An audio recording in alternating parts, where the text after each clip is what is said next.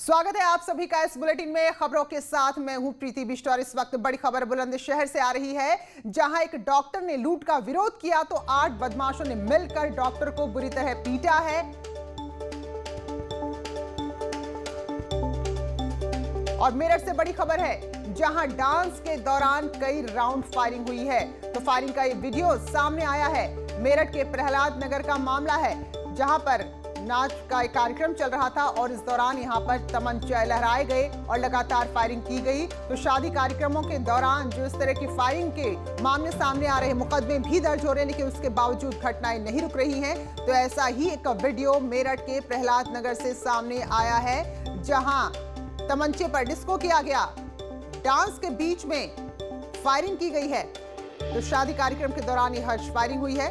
तो इससे पहले अभी हमने फतेहपुर की खबर आपको दिखाई थी, जहां न्यूज़ 18 की खबर का असर हुआ और वहां फायरिंग करने वाले लोगों के खिलाफ मुकदमा दर्ज हुआ है। तो इस सुप्रीम कोर्ट के साफ साफ आदेश हैं कि इस तरह से किसी भी समारोह में आप फायरिंग नहीं कर सकते, लेकिन उसके बावजूद एक खुशी जताने का अनोखा तरीका लोगों को लगता है, जो कई बार जानलेवा भी साबित हुआ है। उसके बावजूद लोग खुशी के माहौल में फायरिंग करते जरूर नजर आते हैं। और ऐसा ही एक वीडियो सामने आया है मेरठ से, जहां के प्रहलाद नगर में हर्ष फायरिंग की तस्वीरें सामने आई हैं। तो ये वीडियो वायरल हुआ है, जहां तमंचा लहराते हुए शादी समारोह में शख्स नजर आ रहा है। और देखिए जरा, ये तस्वीरें हैं। अब सोचिए जरा कि अगर ये गोली किसी को लग गई तो जो हंसी खुशी का माहौल है वो किस तरह से पूरी तरह रिवर्स हो जाएगा, बदल जाएगा। और ऐसा नहीं कि घटनाएं पहले नहीं हुई है, कई लोगों की जान जा चुकी है इसी तरह के बेतुके से, एक खुशी को जाहिर करने वाले तरीके से। लेकिन उसके बावजूद ये तस्वीर जो आप देख रहे हैं मेरठ के प्रहलाद नगर की है। तो किसी समारोह की तस्वीरें लग रही है, किसी समारोह का वीडियो लग रहा है, नाच गाना हो रहा है, लोग खूब मौज मस्ती कर रहे हैं। लेकिन शायद ये कम लगता है इन लोगों को, जब तक ये फायरिंग ना करे तो इनको लगता है शायद खुशी में कहीं कोई कमी रह गई, तभी अदालत के नियमों की धज्जियां उड़ाते हुए फायरिंग की गई है। और देखिए, बाकायदा सेल्फी भी ली जा रही है। कहीं कोई खौफ नहीं, कहीं कोई डर नहीं, ना तो कानून का डर, ना इस बात का डर कि अगर गलती से गोली किसी को लग गई तो कितनी बड़ी घटना हो सकती है। और जो पूरा हंसी खुशी का माहौल है वो पल भर में मातम में तब्दील हो सकता है। तो बाकायदा यहाँ पर एक तरह से कह सकते हैं कि अपना रसूख दिखाया जा रहा है, फायरिंग की जा रही है, सेल्फी ली जा रही है, कहीं किसी का कोई डर नहीं। निखिल हमारे सहयोगी इस वक्त मेरठ से जुड़ गए हैं। तो निखिल, कितनी बार इस तरह की घटनाओं में हमने जश्न को मातम में बदलते देखा, लेकिन एक बार फिर ये तस्वीर मेरठ से सामने आई है ऐसी ही।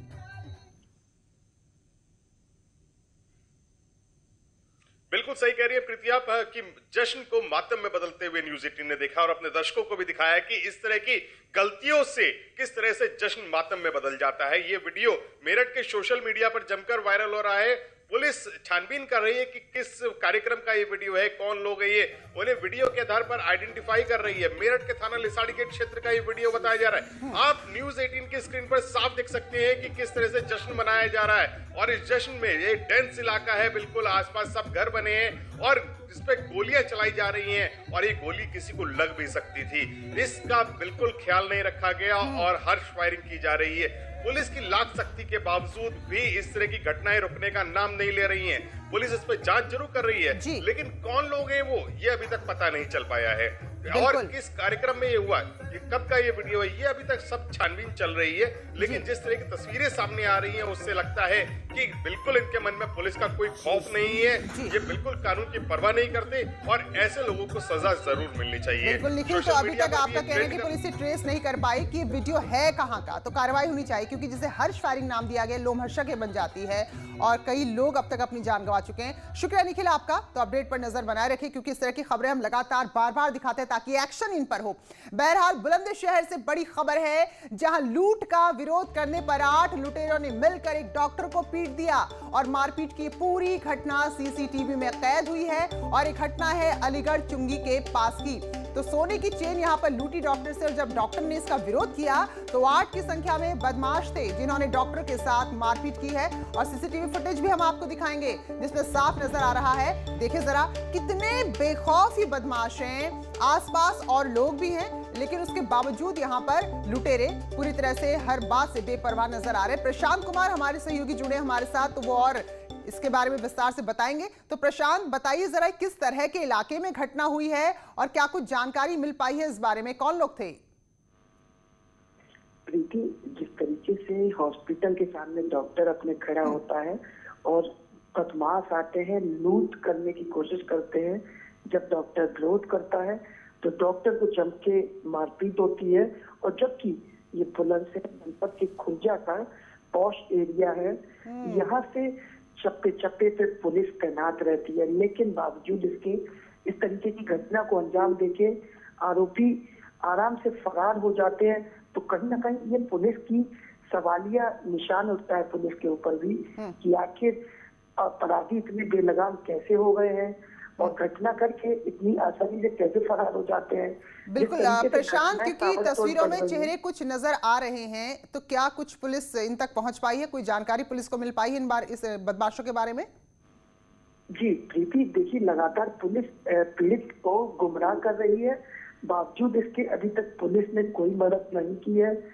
केवल जांच के नाम पे पीड़ित को टहलाया जा रहा है।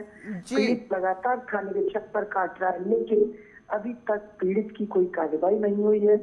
बिल्कुल प्रशांत, पहला सवाल तो यही है कि जो इतना भीड़ भाड़ वाला इलाका है, वहां किसी का ऐसा दुस्साहस कैसे हो गया कि वो लूट करेंगे और फरार हो जाएंगे? दूसरा बड़ा सवाल ये कि तस्वीरें कैद है, लेकिन उसके बावजूद पुलिस किसी को भी अभी तक पकड़ नहीं पाई है। शुक्रिया प्रशांत आपका जानकारी के लिए।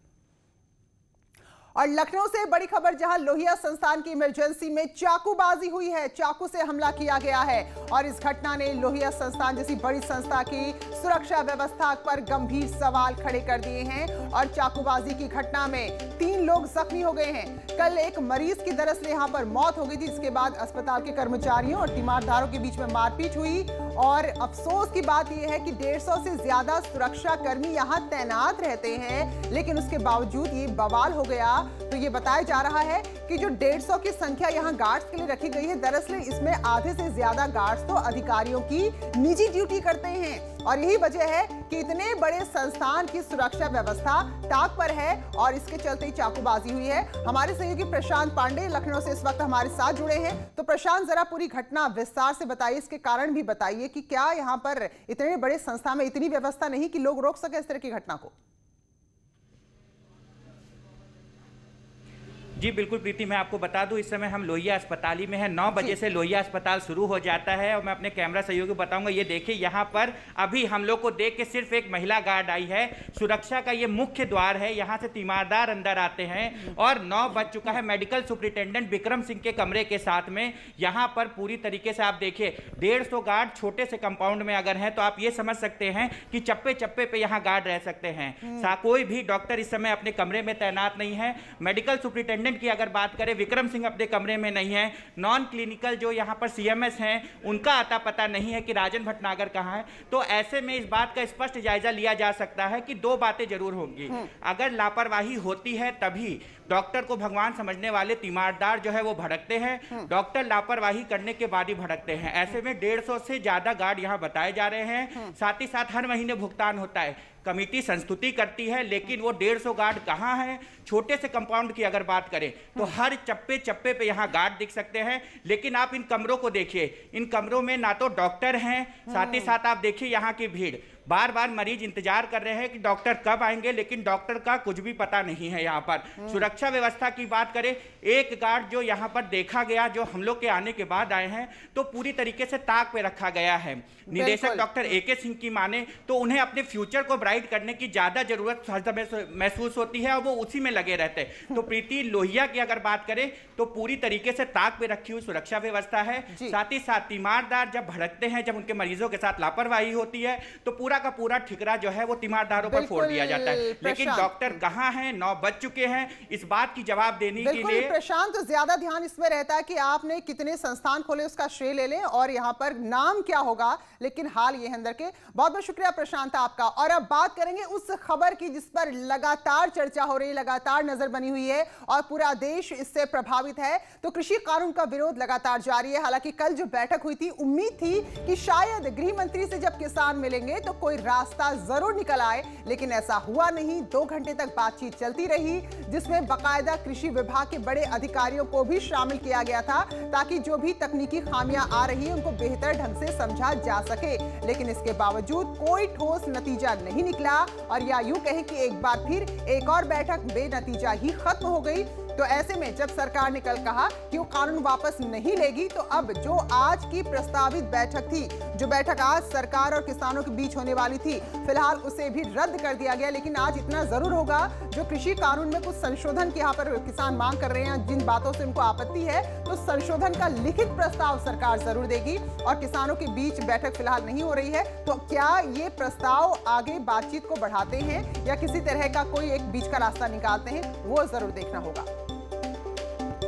मीटिंग में ये 5 दिन से वही एक ही बात चर्चा होगा, नया बात लिखिए कि क्या दो रहा है। तो इसलिए हमारा कोई भरोसा नहीं है ये इसमें, मगर लिख के देंगे मगर कल हम देख लेंगे क्या लिख के देंगे, मगर हमारा अगले मीटिंग में जाएंगे क्या नहीं जाएंगे कल तय कर लेंगे। कल की मीटिंग हो।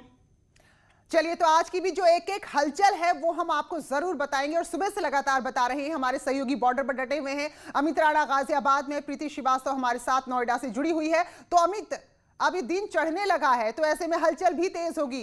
कल जो बैठक बेनतीजा रही, उसके बाद आज क्या कुछ अहम पड़ाव देखने को मिल सकते हैं, क्या कुछ बातचीत आज हो सकती है? देखिए, कल जिस तरीके से गृह मंत्री ने खुद किसानों के साथ मुलाकात करी, लेकिन उसका भी कोई निष्कर्ष निकल कर नहीं आया।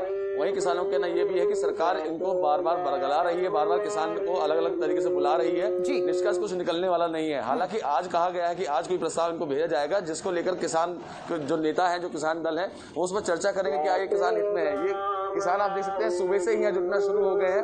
और जो यहाँ ये NH-9 की मैं तस्वीरें आपको दिखा रहा हूँ, दिल्ली गाजी बॉर्डर के ऊपर बिल्कुल, और सुबह का वक्त है। धरना प्रदर्शन पे आने वाले लोग अभी यहाँ पर पाठ कर रहे हैं। पाठ करने के बाद से यहाँ धरना प्रदर्शन इनका जारी होगा।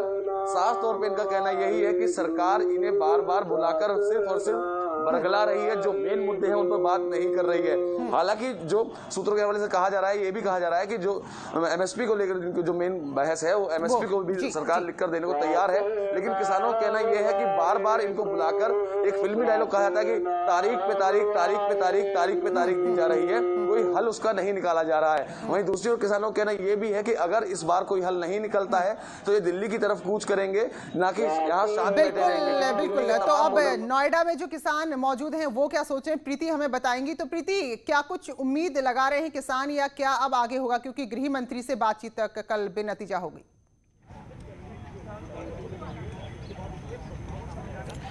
बिल्कुल, इस समय हम चीला बॉर्डर पे खड़े हैं, और यहाँ पर जो किसान, जो नेता जो पिछले कई दिनों से यहाँ पे प्रदर्शन कर रहे हैं, उन्होंने 12 बजे यहाँ पर महापंचायत बुलाई है।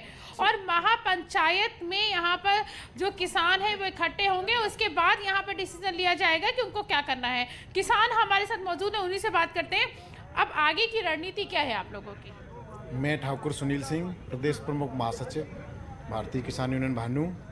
आगे की रणनीति, आज जो हमारा महापंचायत का कार्यक्रम है, उसमें सभी लोग राष्ट्रीय अध्यक्ष जी जो दिशा निर्देश देंगे उसके बाद ही तय कर पाएंगे। ये बताइए, बैठक तो रद्द हो गई, तो अब आगे कुछ सोचा है आप लोगों ने? बिल्कुल सोचा है। बैठक रद्द हो गई, अगर बातें नहीं मानी जा रही हैं किसानों की, तो किसान फिर आर पार की लड़ाई करने के लिए मजबूर होगा। लेकिन ये तो कह रहे हैं ना, सरकार कह रही है कि लिखित में प्रस्ताव देगी।